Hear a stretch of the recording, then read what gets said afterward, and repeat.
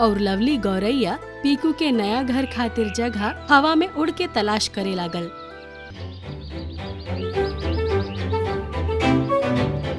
मंकू बंदर पीकू और लवली के लेके ऊ आम के पेड़ के पास गईल। ऊ पेड़ पर एगो बूढ़ा उल्लू रहत रहे। वाह, ई जगह तो बहुत बढ़िया बा। आम के पेड़ के नीचे अपन घर बनाई हम। हाँ, हमहू आम के पेड़ पर आम खाए आएब। हम आम के पेड़ पर बहुत मजा से झूला झूलब। ऊपर बैठल उल्लू तीनों के सब बात सुनत रहे। ई पेड़ तहार नहीं खे, निकल यहाँ से। हम सालों से यह पेड़ पर रह रहल बानी।